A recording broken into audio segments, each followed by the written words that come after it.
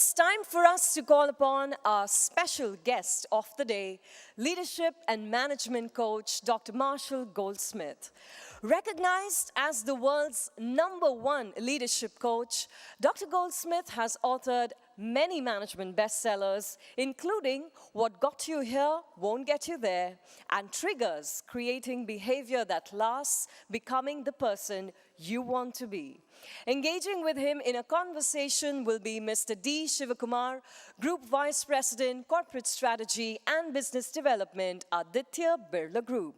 Let's welcome with a huge round of applause, Dr. Goldsmith and Mr. Shivakumar.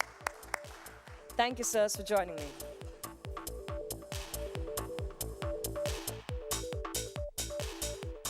Good to go?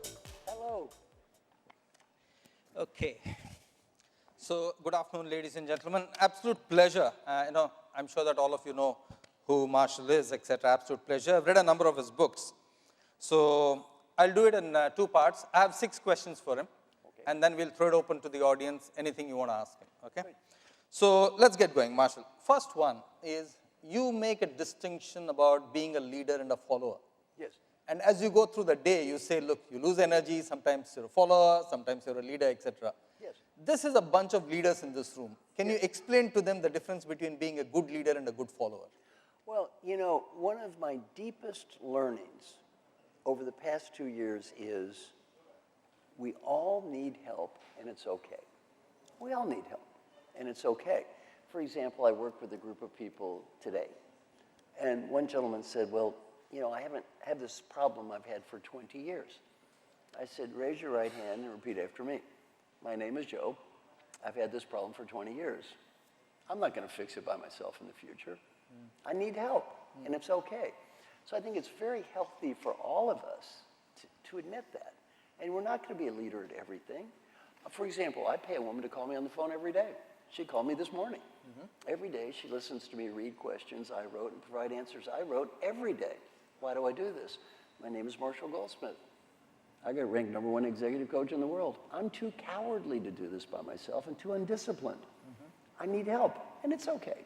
So I think once we get over this silly macho, I have to be a leader at everything nonsense, life is better for all of us. How about you? Do you need a little help? We all need help. Yes, all of us need help, as you said. But just explain to the group. But. You didn't say but, did you? That's in my book. I was just going to come to that question. Never start a sentence with but. We'll come to that question. It's there. That's question number 4. But help the group understand. That's twice now. I charge my clients $20. $20. So what's your favorite charity? What's my favorite charity? We'll give to Outlook, don't worry. Well, they'll have something or the other. Well, whatever it is, you owe them $40. $40, we'll give to them. Okay. What are the traits of a good follower? Maybe that's something that leadership needs to understand. What are they in your mind? The traits of a good follower? Yeah. The traits of a good follower are you're trying to make a positive difference, not to prove you're smart and not to prove you're right. Peter Drucker taught me this lesson. Our mission in life is to make a positive difference. Our mission in life is not to prove how smart we are. Our mission in life is not to prove how right we are. We're here to make a positive difference. Peter Drucker also taught me this. Ultimately, every decision is made by the person who has the power to make the decision. Make peace with that, not the smartest person or the best person or a fair person. And if I am a follower and I need to influence you to make a positive difference, then one word to describe me, salesperson. I got to sell. One word to describe you, customer. You have to buy. And we need to learn to sell what we can sell, change what we can change, and if you can't sell it and can't change it, let it go. Okay. So not many people know that you're one of the pioneers of the 360-degree feedback. Yes. You're one of the early adopters of that. I am a pioneer. Okay. Can you explain? By the way, in life, it's not always good when people constantly refer to you as a pioneer. Pioneer is code for old. Then they give you the Lifetime Achievement Award. Yes. That means, looks like he's about to die. So how should a leader, a good leader, take the concept of a 360-degree feedback? What are the positives? How does he read it? Well, here's what I teach people. You learn to ask for confidential feedback. You get this confidential feedback. You pick important behavior to improve. You have to own it. It has to come from your heart. Then you talk to people in a way that sounds like this. I'd say, Mr. Coworker, we're going through the feedback process. I want to say thank you to everybody who participated. Thank you so much. I don't have anything to lose and much to gain. Then I'd say, you know, here's the positives. Take the time to acknowledge the positives and express gratitude. Then don't ask for more feedback about the past. Ask for ideas for the future. I'd say, I'm not going to ask you for more feedback about the past. Give me ideas for the future. For example, I want to be a better listener. Give me ideas to help me. Then whatever the person says, sit there, shut up, listen, take notes, and say thank you.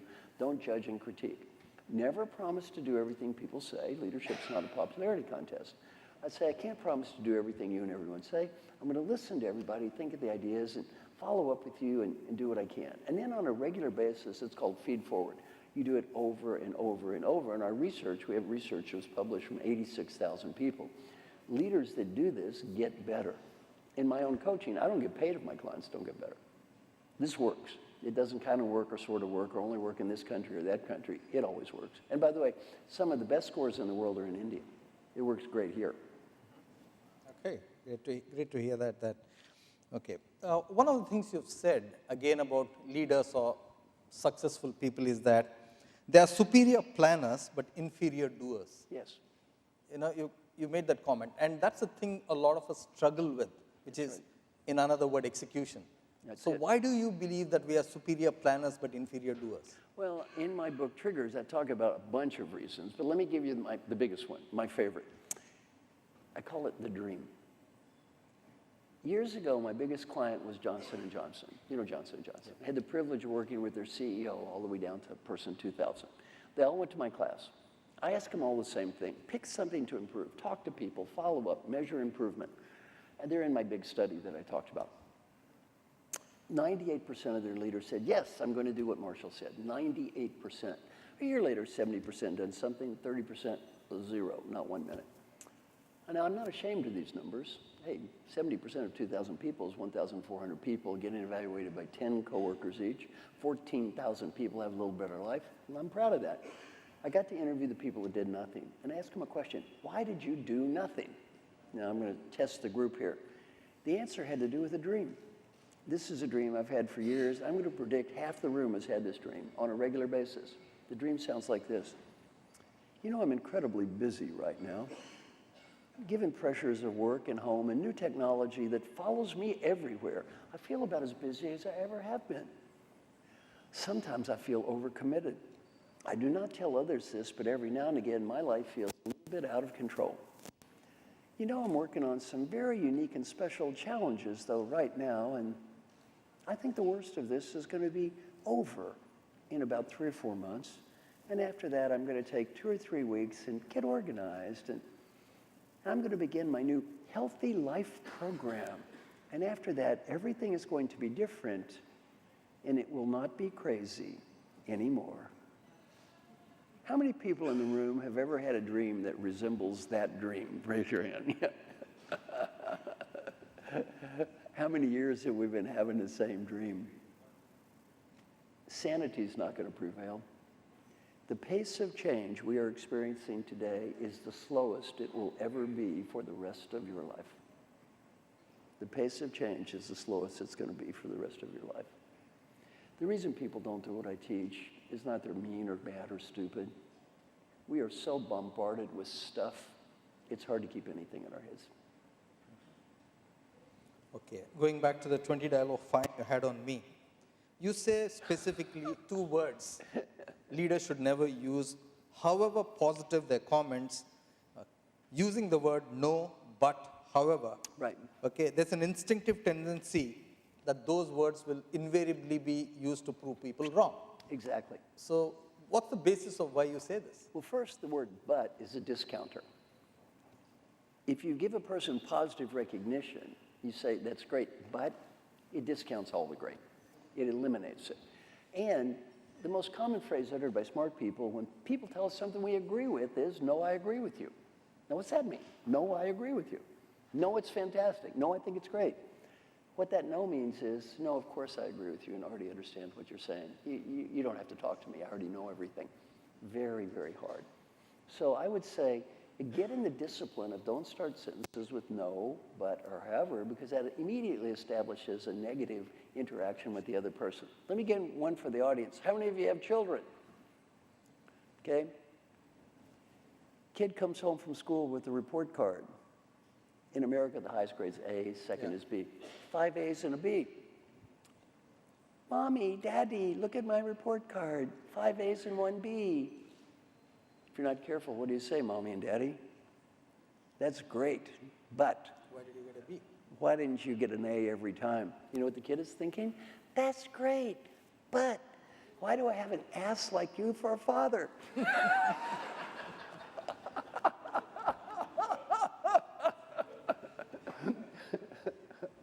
That's the background to it. Yeah, if we say that's great, but enough to people we love, you know, we teach them there is no great. There is no great. All there is but. You're writing a new book, and this is a topic of big discussion right now in corporate circles, diversity. Right. And your new book, due to release in April of 2018, is How Women Rise and the 12 Habits Which Inhibit Them from Rising. I have two questions. Yes. One, talk to us about those 12 habits. And more important, how women rise, how is it different from how men rise? Well, we talk about, let me give you the history of the book first. I wrote my book, What Got You Here Won't Get You There. Then my co-author, Sally Helgeson, is an expert on women in leadership. This guy, Mike Dulworth, who we really don't know that well, sends us an email. Says, crazy idea. Why don't you take the concept behind what got you here won't get you there, only apply specifically to issues that are more related to women? So I called Sally and said, what do you think? She said, let's do it. That's what led to the book, a lot of just random chance, right? We didn't plan it. And let me give you some of the issues that come up. Ready? One of them is perfectionism. Women tend to be much more perfectionistic than men, and that then impacts other things. For example, women are much more likely to sacrifice their career for their job. Now, what that means is you're doing a job like 95% quality. You know, pretty good. It's going to be a huge effort to get to 99. As opposed to putting in all that other effort on the extra 4%, take that, invest in your future career. Women tend to be too hard on themselves. The average woman gets better 360 feedback than the average man. The average woman has one issue to deal with much more than men, being a perfect everything to everyone, and women are much more self-critical. One coaching I have for women for years, far more than men, is please don't be too hard on yourself. Now, women in India, they get a little bonus treat. See, women in India, not only did they get to be the perfect wife, and the perfect mother, and the perfect daughter, and the perfect boss, and the perfect everything, they get to be the perfect daughter-in-law as well. Oh, yeah. And for you women in the room, let's face it, you're really not good enough for the little prince that she raised. So this is a little bonus guilt that Indian women get much more than men. Okay. By the way, that's very culturally different. In America, the mother is more likely to side with the wife. Like when I got married, you know what my mother told my wife? My mother said, I failed. Now it's your turn. My mother also said, if it doesn't work out, I won't blame you. How do the same rules apply for men? Different. Let me give you an example. This really will illustrate my point. I did a program last night for women here in Mumbai. Maybe 60, 70 women there. I start the program by saying we're going to have 4 rules. Rule 1, you cannot attempt to learn something.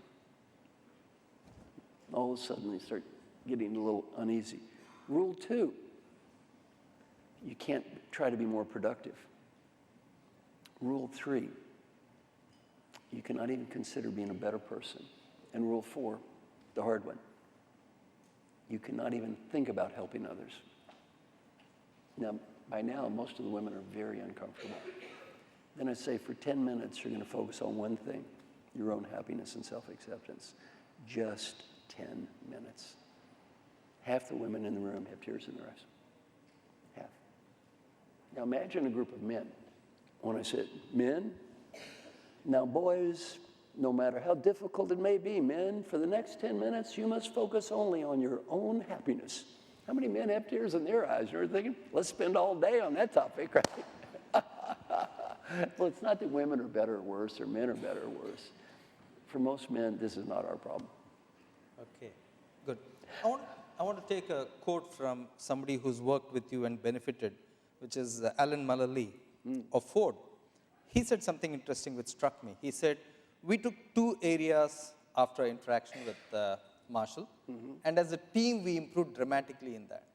So how does an individual improve compared to a team? And what are the dynamics of team improvement? Well, the first thing is, the fact that I was Alan Mulally's, quote, coach is kind of a joke. I learned 10 times from him whatever tiny bit he learned from me. So I want to be very clear on that, right? I mean, I'm certainly not pompous enough to think that I'm teaching him more than he's teaching me. I mean, I'm very blessed. When you work with people like Alan Mulally and Francis Hesselbein and Jim Kim, people like this, you know, they don't learn that much from me. I learn from them. Alan basically taught me a wonderful lesson. My whole job is picking great customers. With Alan, I could have spent 1 hour coaching him. He figured it out. He's a brilliant engineer. He said, this, is, this, is. I said, you got it. He said, is there anything else? Nope, that's about it. He said, I think I can do it. He said, I built an airplane, I can do this. Well, he starts getting incredibly better. Then Alan and I talk. I said, well, I feel like I should be doing something. I'm getting paid a lot of money. You're going to get better, and I'm going to get paid. He said, why don't we have the whole team get better? Guess what? He did. Probably 200 people got better when I coached him. Not because I am a better coach. He was better. See, I've learned my key to success is not me. It's working with wonderful people like him. Alan told me one thing. Your whole job is customer selection. You pick the right customers, you're always a winner. You pick the wrong customer, you're never a winner. Well, I'm blessed. I may or may not be the best coach in the world, but I can tell you, I got the best clients. I have the best clients, and that's what matters. The biggest problem with all the coaches that I've trained, and there's been including myself, is the ego of the coach. You see, we want people to get better so we can look in that mirror and feel good about ourselves. Yeah, look how much better they got because of me. It's hard to get over that. Very hard to get over that. So would you say that's the single biggest blind spot of a leader having a coach, which is that ego? Ego. Ego is tough. Ego is tough, and it's hard for any of us to get over ego. The other difference is, you see, for the great achiever, it's all about me. And everyone in this room is a great achiever. They probably did well in school. They took test after test after test. You have to prove yourself over and over and over and over again. Then as you move into leadership, you have to change. Leadership is about them. You have to quit being the expert. You have to quit being the star. You have to quit making it about me, and create a world where they're heroes, where they're the stars. There's a big difference between being a great achiever and a great leader. The great achiever is about me. The great leader, it's about them. It's a hard transition, very hard transition. And one other thing I'd say for a great coach, it's about them. It's not about me. It's about them. In that sense, you have a 6-step or 6 questions that you go through in coaching. One of the questions was very interesting to me. You said, if you're your own coach, right, what would you advise yourself? Yes. Now, we agree that ego is the biggest problem that leaders have. Yeah. So how would a person with that blind spot be a good coach to himself or rationalize the thinking around it? Well, what I say in the 6-question coaching process is, that's one of the questions. In many cases, you just get people thinking. And then they think, well, yeah, there is probably something I can do better.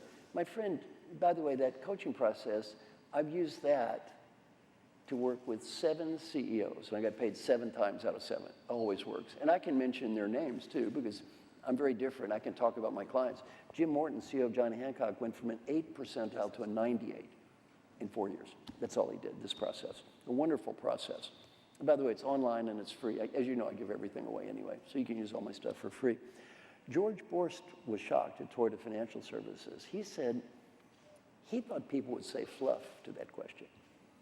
You know, if you were the coach, he thought they'd say, I just work too hard, or, nonsense. He was shocked. He said he was amazed at the level of depth people said. And he said half the time, you know what he ended up saying? Let's do what you want. You see, the way it's structured, as a leader, you still have responsibility for leading that process. So if the person says nonsense, you don't have to deal with it.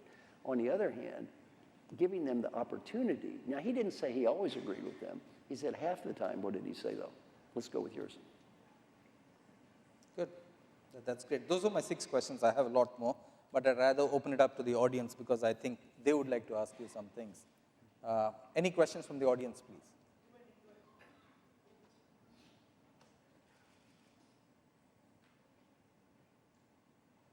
Anyone? We might have time for 3-4 questions. Please make use of the opportunity. Yes, please, go ahead.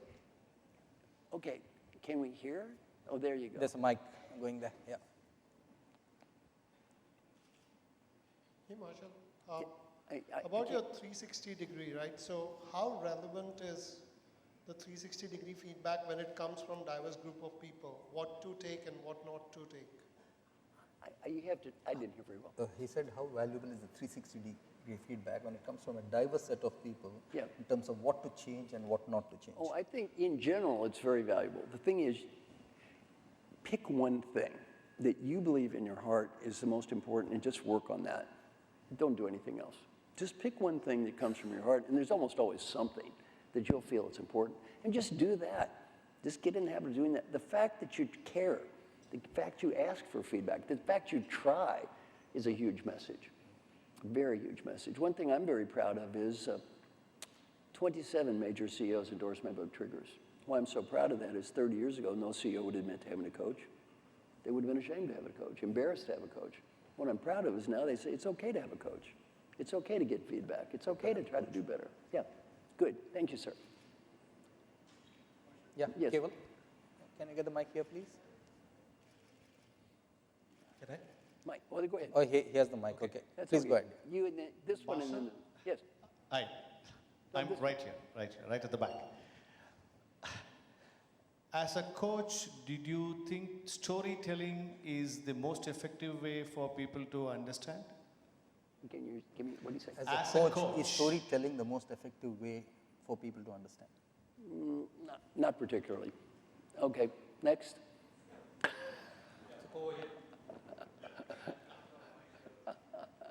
Nothing wrong with it, but you know.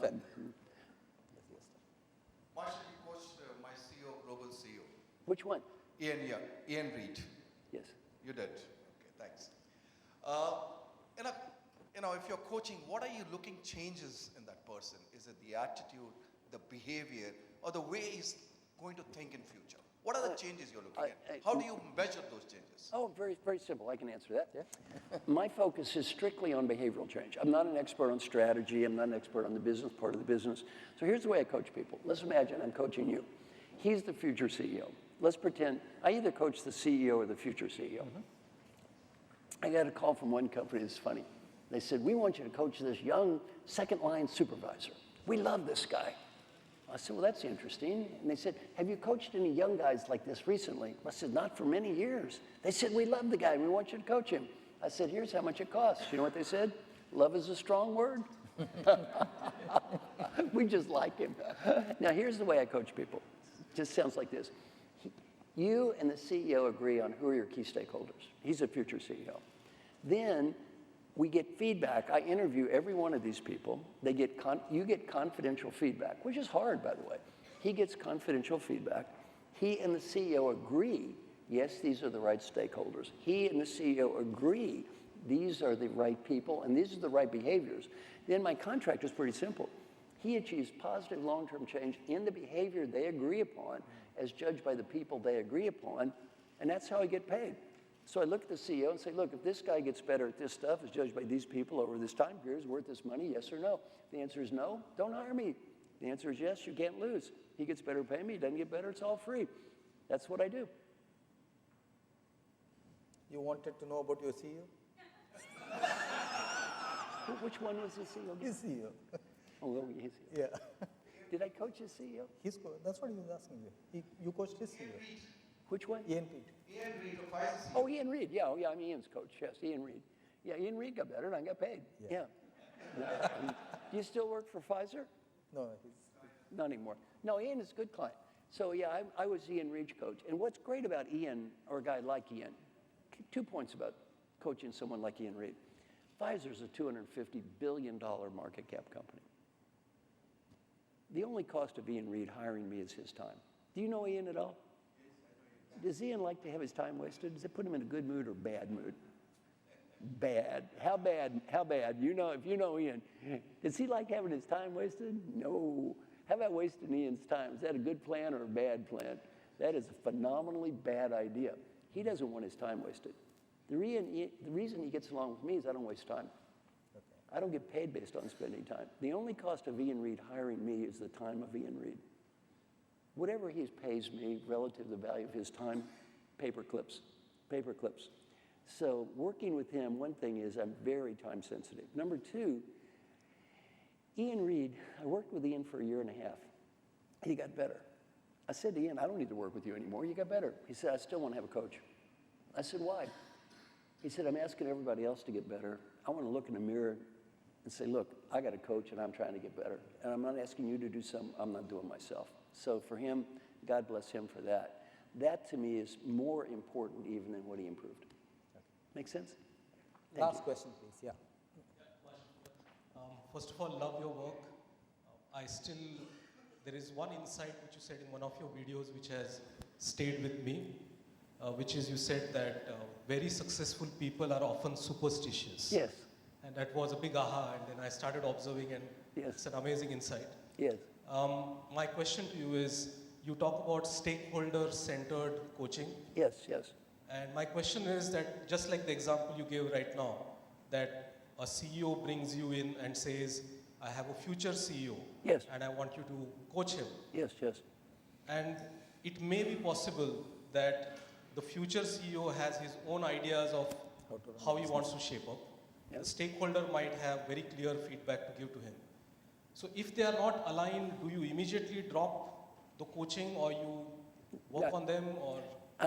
It's actually, in theory, what you said makes sense. In practice, it's never happened. It's never that big of a deal. The CEO is the CEO. By the way, back to Ian Reed. If I'm coaching the future CEO of Pfizer, and Ian says, I think this person is your key stakeholder, guess what? Yeah, they're going to be part of the list. So, that's the way the world works. So, I've never had that be a problem. Yeah. Good. So thank you, Marshall. It's been a wonderful 30 minutes with you. Okay? Thank Ladies you. and Round of gentlemen, applause can we for have a Marshall. huge round of applause? Dr. Goldsmith, Mr. Shivakumar, thank you for that terrific interaction. We surely found some very practical insights. Thank you, sirs.